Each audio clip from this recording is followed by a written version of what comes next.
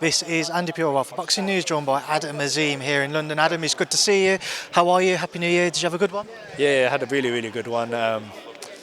Although I have been training quite a lot, so throughout the whole Christmas, a lot of people will be going out and doing their sorts of stuff, drinking and partying, and I'm there doing a 10k run, straight into bed.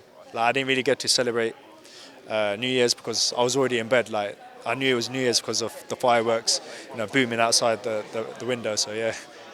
Is that something where there's not necessarily a slight sense of frustration, but do you ever feel like you're missing out on those types of things because they are sacrifices everybody has to make in camp? When the time comes later in life, you'll have other sacrifices you'll have to make as well. Do you know what? I'm not really missing out a lot. All the stuff like throughout my whole career, I'm putting the dedication in. I'm putting the work in, and like I said, there's a quote that Muhammad Ali said. He said, "Sacrifice now and live your rest of your life as a champion." So that's one of the most powerful quotes that a lot of people need to take, and that's for myself. I have that in my head, so I'm not really missing out a lot because I know that in the end of the day, it's a more of a successful reward that I get in my life. Sergey Lipinets, the man next up to face you in the ring, talking about why you feel like this is the right step in the next phase in your career.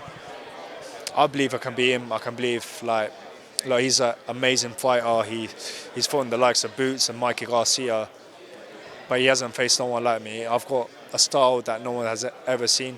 Look, Shane's saying I'm looking threatening in the gym, and once I put that, the work and I've done at the gym into the fight, then a lot of people are gonna see, wow, this guy is the real deal. You said on stage that if you deliver, you was asked if you were to deliver what we've been seeing in the gym, then 1 to 5 you can stop Sergey Lipinets. How do you find yourself setting up that shot? What type of weaknesses do you see in Lipinets? I can't really give all the information that's part of my team and the whole people to work on the tactics, but I know there's a lot of weakness. I watched him against Robbie Davis Jr. Robbie had him hurt multiple times. He's very vulnerable. Like, he's getting to that age. He's 35 years old, but he still looks fresh. He looks very strong. But when he does come at me very aggressively, I know that I can. The more people come at me, the more I can knock them out easy. Because you're still only 22, Adam, I don't imagine you'll fight anybody saying at this chapter of your career who'll be younger than you. But that word experience, whenever you step between the ropes, continues to be brought up about your opponents. Do you feel like people talk about that word a little bit too much, involving yourself? Do you know what? They can say like, "Oh, I've got more experience than you. I fought this guy. He's fought in Boots." I'm not a Mikey Garcia, but I'm not a Boots. But I'll get to that point that one day I'll probably be better than Boots in this. Like, I know that for sure. So the experiences that he had throughout his whole career, I know that I've got experience in different ways. Watching fighters, got the best trainer who's made multiple world champions. I've got the best team around me. What more do I need?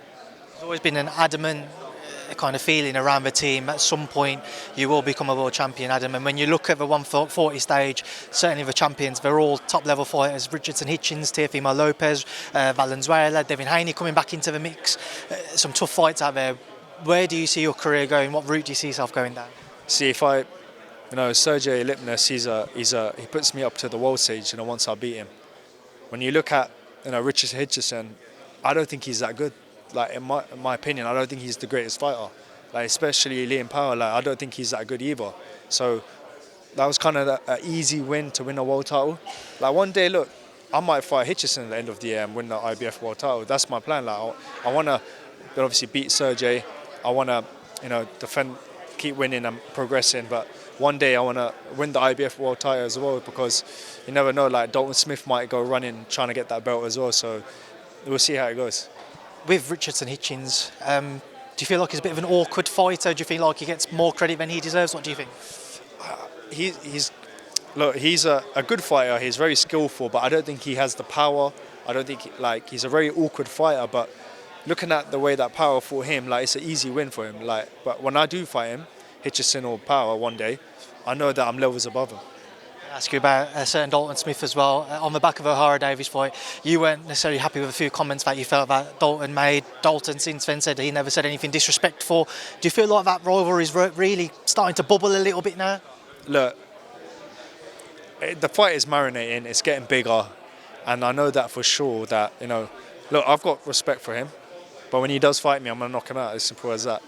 He can talk what he likes. He can do what he likes. I know like the other day, like he was obviously talking about me saying I don't need Adam now. Is it because I've started to trying to get to his mind now and he's trying to step back? Obviously, the true colours coming out of myself as well, that I'm not holding back anymore. Like if he wants to fight, I'm ready to fight. So I just can't wait for that fight one day. It's 2025 a year we see it. We'll see. I've got this one to focus on, and I've got the IBO world title to grab in both hands. That's one from me, Adam. Dubois, Parker, Daniel, obviously a former campmate of yours.